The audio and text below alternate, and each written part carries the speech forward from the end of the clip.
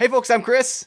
And I'm Tim. This is a very special episode of what normally is an audio-only podcast, the Home Team Game Dev Podcast, doing a video version as well, as some of y'all are seeing, but the rest of y'all are hearing, because it's been going for 10 years, the Home Team Game Dev Podcast, which also marks a very special occasion. We're working with Tim here to kick off DevPods, the next evolution of Home Team Game Dev, through which is part of how this podcast existed. And we're talking today about what DevPods is, why it exists, what need it's fulfilling, how it's different from Home Team.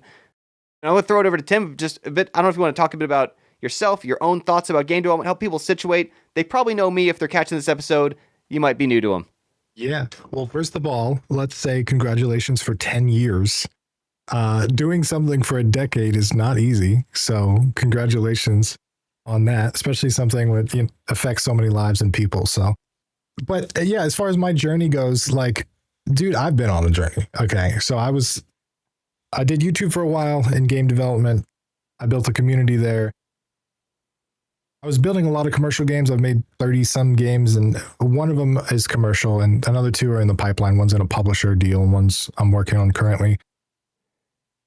But things have changed a lot for me because I used to be very gung ho. I'm going to do this for business. I'm going to do this for my the rest of my life and all that stuff. But one of the things I realized, dude, is like putting financial pressure on game development is rough, man. Because it's a hit-driven business, first of all. Like it's, some things do very well, and then most things just do meh. And having been in this scene for so long, there's a whole lot of folks who are like, well, I just want to make a reasonable, stable living, right? I'm not trying to be wealthy or rich. I don't need jet skis and yachts or whatever. Like, I just need to cover my costs, and so I'll just make some games. And in their mind, they're like, oh, I don't need an epic success. I just need it to not be zero. And unfortunately, the shape of the curve, there's next to no middle. There is that, like you say, the hit-driven. It's like in the music industry, right? There's Katy Perry and there's Taylor Swift. And then there's like, I'm busking at the bar on Friday night once a month, and like maybe we're paying for my instrument maintenance. Like that seems to be. Even me, as like someone with a bunch of marketing experience and a marketing background and all that, I come in, I'm like, oh, this will be easy. It's fine. But marketing a creative thing is very difficult too, right? Like in traditional marketing, it's like, oh, what's the problem? Okay, you solve the problem. Cool. In game dev, it's like, well, it's got 50 levels. It's cool. You can jump really high. You're competing against all of the other games. Yeah, the thing itself has to be the marketing, which is the third and final reason that I kind of fell out of it. It was when you're making decisions, the decisions are very different with a commercial game versus a game for fun. So like the genre you pick in the game is going to be a big factor in the success, right? And if you're making a game for fun, you don't care. Like you just want to make the one you're interested in. But if you're making a game for money, it's like, well, that platformer maybe is not the best choice, right? And again, absolutely seen this where, and it's part of what we've enjoyed about Home Team for the past decade has been people who like, oh, I just feel like making a Space Invaders clone. There's no market for it. No one needs it from me, but I feel like making that. As opposed to a very real conversation people have who are doing this commercially is like, well, right now the trend seems going the right way on the graph for horror games of a certain style, but everyone else sees that same graph and they can feel that competition pressure against it. But it's just a whole different lens on why am I doing this? How am I going about it? And like I said, the marketing side too, which you have a marketing background, you got that skill set. For a lot of us who don't, it is enormous amount of unexpected work and hassle, and like literally half the time or more isn't getting to make the game. It is, how do I make sure people are aware of this and buying it, making my case for it? And if they don't have that same will to do it, like they do to code, like they do to make art, oh, it's a drain, right? And they start to blame game development as opposed to like making games is still fun. The business of game development was taken out of them. All that to be said, it sucks the joy out of game development, man. I went through this with my commercial title, the first one, and I made this for me, which was this like work of art of like, it's called Phalophobia, the fear of love. All the enemies are made out of hearts. All of the cutscenes are these love poem poetry things. Like it's just like poured my heart into that, and then to just have to like do all this effort to market to people, and just all these people talk bad about it and just say horrible things about it, and it's like, okay, I can deal with that a little bit, but it's just like, it's not why I made the thing. I don't really want these people to buy it if they don't want it. I don't want to force it down their throats, right? So, having to do marketing on top of what was a very personal project was kind of like, okay, this is not what I thought it was. This is not what I want to do with it. So, I mean, that brings us to DevPods, which I think is a fantastic way to build games with other people without the commercial pressure, right? Just all the fun stuff, none of the boring stuff. You get to pick and choose exactly what you want to work on. And Chris, you've been running Home Team for a very long time, and I've always told you, man, I think your approach was one of the best ways you could possibly make games, because you're just making games, all the fun stuff, none of the fluff. Absolutely. And this is where I think of it too, is a bit like when I was doing high school athletics, and our coaches would explain to us, like, this may be the last chance in your life you're getting to kind of engage with this activity in a way of like, really, you're just doing it because you're enjoying it, it's fun, it's yada yada. Even if you get more serious and go into like more and more intense football or whatever else, or Olympic wrestling or something else, like, it is going to have a very different character and role in your life. And that is where, we're recording this on 4th of July. A lot of people eating hot dogs today, having a good time. People who are competitively eating it professionally, having a very different relationship to those hot dogs, right? And it changes our relationship to it. And that is where I have been seeing through Home Team, including folks who, they have day jobs in industry. They are working on part of teams for games or commercial games. They're doing well.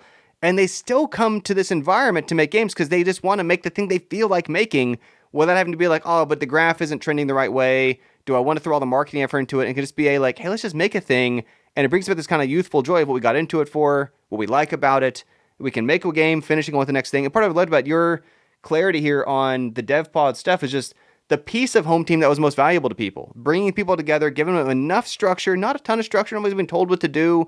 But I think of it like traffic lines and traffic lights help us not crash into each other and get where we're going. Just the minimal structure that they can then release games on time, so they don't lose the morale of starting a bunch of projects they never finish, so that their teams are flexible and dynamic, so they're not like, oh, I found, this is what happens on the internet, right? I got 4 or 5 people to work with me. They all ghosted. I'm now just doing it solo. Like, we've solved that puzzle without all the other stuff that made Home Team so complicated for people to just couldn't understand quite what it was or who it was quite for. And you've really helped narrow it down for DevPods. Yeah, and you can join DevPods. You can join a pod, and then you can see all the games that are available.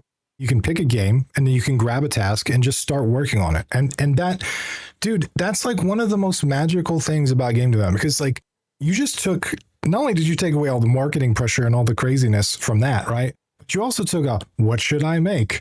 Oh no, I got a blank canvas. All that, or like, should I add the 17,000th feature to kitchen sink this game again? Like, you're just getting lost in your own, no, you just, okay, this game looks cool and they need this thing. Well, I'm pretty good at that thing. I could do that thing real quick. And then you worked on a game with a team just like that.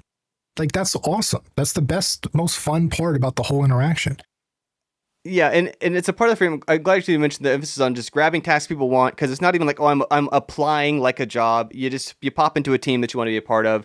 It's not that you actually even have to be good at it. You can do it because you're good at it. You want to show off your portfolio. You can also just do it because you've never tried using Blender before. Or you want to apply some stuff you saw in some videos online or something. There's no financial pressure, so you can't mess it up. As right? soon like, as there's financial pressures, like, right? People don't realize this. Like, once you're in a studio or a company or even just doing solo dev, like, you've got to be doing the stuff you're good at, and you don't get to do the stuff you're new to. You don't get to just try putting a sound effect in a commercial game if you're not there as the audio person. But in our environments where it's all freeware, where it's all for fun, people absolutely encourage, do your first level design, do your first code, do your first modeling, and having a space where everyone's on the same page, like, yeah, that's what we're here for. Like, you're not messing up a commercial product. Absolutely. This brings me to another reason why I absolutely love this, because game dev courses work for a lot of people. Some people can sit down and they can watch a video and they can watch 18 hours of video and they can learn a thing and then they can go off and do the thing. I'm not one of those people, dude. I've never been one of those people. So like, for me to learn something, I have to make something using the thing. Like when I was learning video editing, I have to make videos to like learn editing, because I have to just like do the thing, right? Right. And DevPods helps you do the thing, even when you're bad at it. You just, you use the example of like going to a gym and just getting reps in whatever thing, right? You just get better at that thing. So if you've never done audio before, but you want to try audio, this is really a good place to do that, because you can like try out how to make audio, add to some games and be like, oh, that didn't quite work well, or didn't fit that animation. You'll learn stuff while doing it. No one's mad at anybody else. Nobody's upset about it. Nobody's like, oh, it needs to be that. You got to go back and redo it. It's just like, oh, okay, well, no worries. Thanks for throwing it in there, right? It's kind of this like school sports mentality. And the other thing, your example too reminded me of Mylands on it. Actually, is closer to Like I did a lot of woodworking in high school and middle school. I was all about that hands-on craft. And one of the kind of funny, interesting things to me there, and this is not as negative as it sounds or meant to, a lot of people in the classroom weren't in top science classes, math classes. A different type of person who likes to make stuff, likes to build things. And for so many of us in game development, like I've known plenty of folks who are brilliant at making games who like kind of struggled in calculus because they didn't really see the point. They kind of struggled in certain other kind of classes where it just kind of wasn't the shape of how they learn. They need, like I say, be doing stuff, making stuff, building stuff, out of which honestly is, and this is why it's not the negative it sounds like, frankly, what most of the world actually needs us doing. People who do stuff, make stuff, can work with others, and not, okay, well, I was told that, and like that's valid, it's a fine way of thinking, but man, for those of us who just learn, like we got to make stuff, then you got to get in there and make stuff, and it can sound easy to say, and people are struggling to do it alone. That's where it's such a difference having supportive teammates around you, people who are on the same page. Like, yeah, let's get in there. We'll make some things. We'll try some stuff. It's okay if it's not perfect. Yeah, and it's a beautiful mindset, and it's almost the complete opposite mindset of like, I need to really put everything into this game because it has to be a commercial success, or else like I'm broke and my mortgage is due. It's completely freeing. It's completely open. It's completely collaborative, and I think it's awesome, especially in this era of AI stuff and just internet clogged with all kinds of things. It's kind of wholesome to just like to work with other human beings. Exactly. Yeah. Like it's kind of great, dude. Elephant in the room. If I didn't say it, people would think about it. Pretty dark times for industry. There's been the record number, very public layoffs from a ton of major companies for over a year or two. A lot of people having questions about the shape of that. And this is where part of what I love about our approach and about we're trying to encourage people to look at games this way, right? It's like if the music industry is having a rocky time because the record industry or the people out of Hollywood or whatever doing whatever they're doing, stages aren't selling tickets, Ticketmaster is corrupt, whatever. That's not the world of music, right? Like music is so much bigger than that. Music is people singing in choir. Music is people playing instruments in their bands. Music is so much bigger than that. And same for game development. The industry is going to have its ups and downs and change shapes and whatever. Game development is bigger than that. People making games together, people make games they want to make.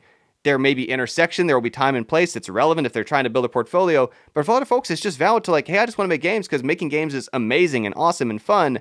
And especially when we don't have this pressure, like you say, of it spiraling out. This is part of what's enabled on Home Team because, of course, we're very much taking this core piece of Home Team people like and just make it into dev pods and refining, simplifying. But part of it enables us to release every single game on time, which sounds unheard of in the internet for over 200 games in a row, all on 2 to 6 month schedules, is precisely because they're non-commercial projects. And we're going to make the best version we can by that date.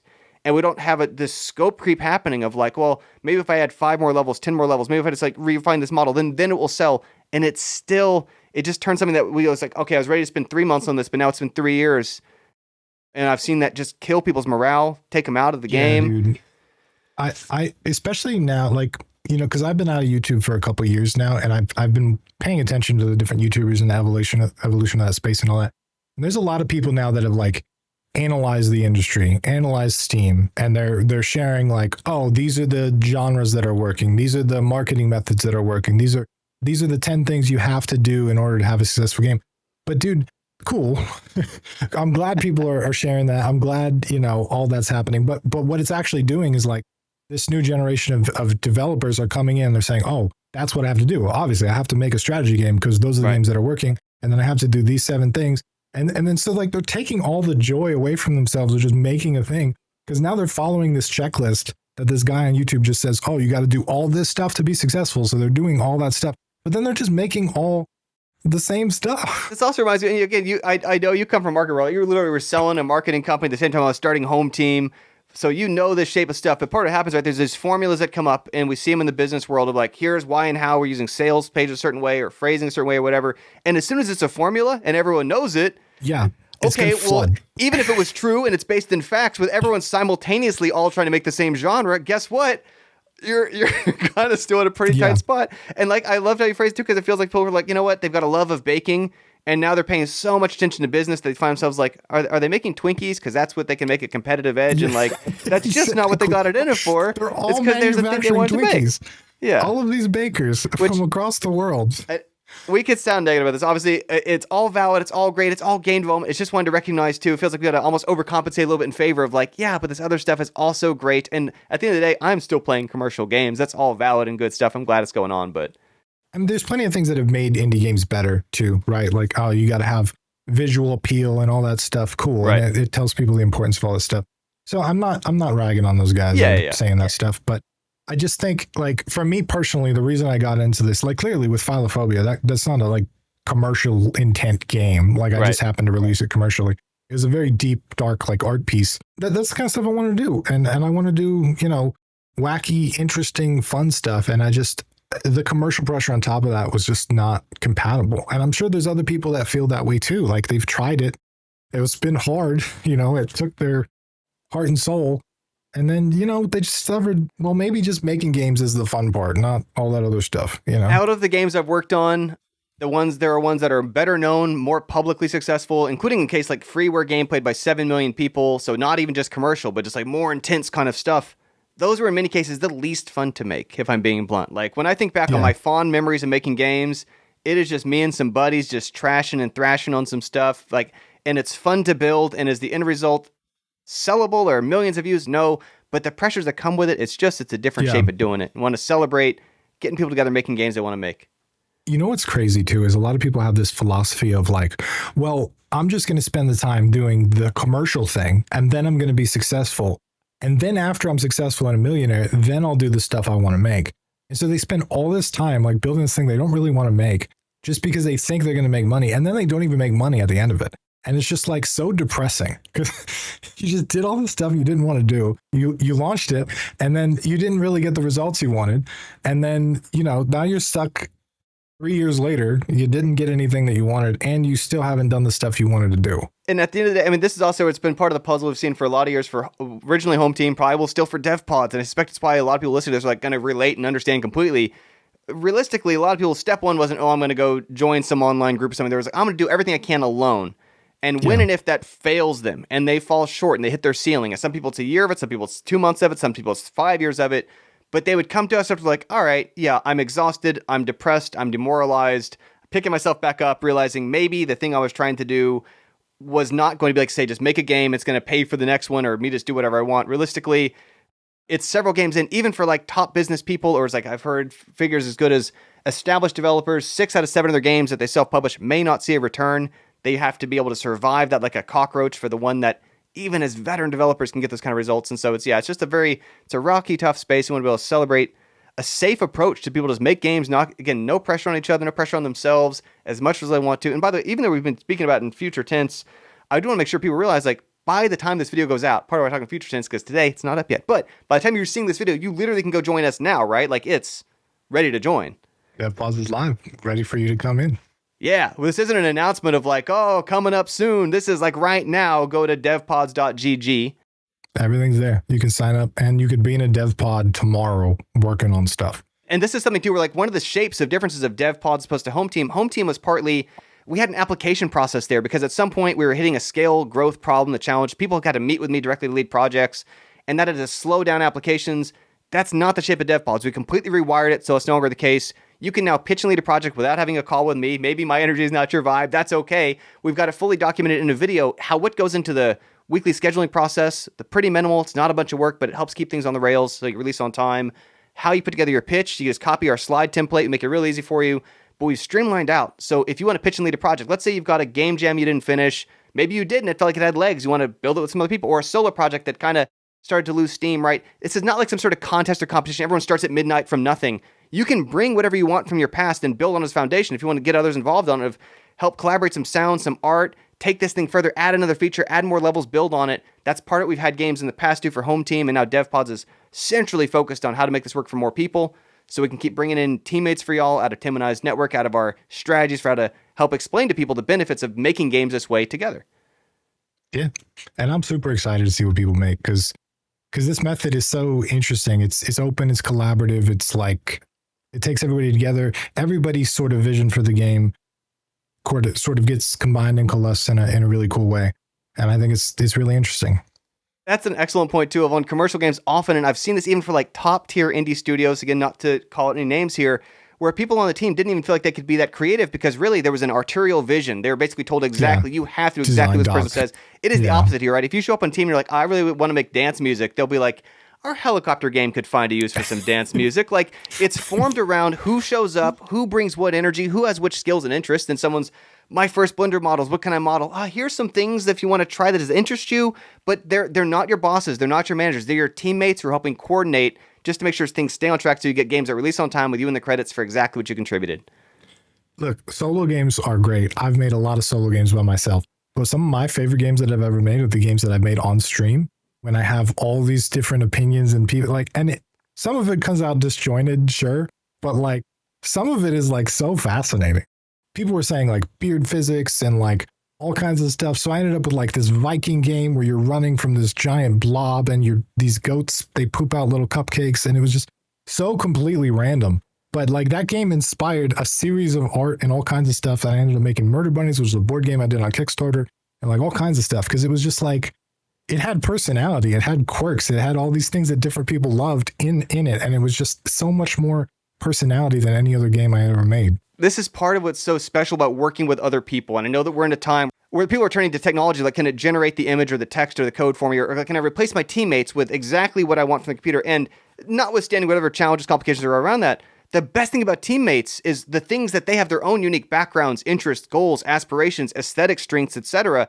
And every time in the 20 years I've been running this kind of format, before Home Team, it was in college clubs at Georgia Tech and Carnegie Mellon, every single time I'd pitch and lead a project, it would turn out not only different, but better, because of the other people involved with their unique interests, their unique perspectives coming to it, making something, really running with it, and just the morale, the motivation of I wake up and see my game suddenly looks better, sounds better, does things it didn't do the night before, is going in new directions in terms of design, and it takes the load off me to feel like the discouragement of it's been 2 weeks since I last opened it, looking at it and just feeling like, dude, it makes progress without you. That's number one. If you're a solo developer, like, yo, having a team is kind of amazing. You can wake up the next day and stuff's done. But two, like the direction that it takes, it's so different, because like when you're making a solo game, it's like you are architecting the whole thing and you're going to make it exactly like you want it. There are pros and cons to that. One of the cons is you get lost, you get distracted, you kitchen sink it, you add all this stuff, it doesn't need it.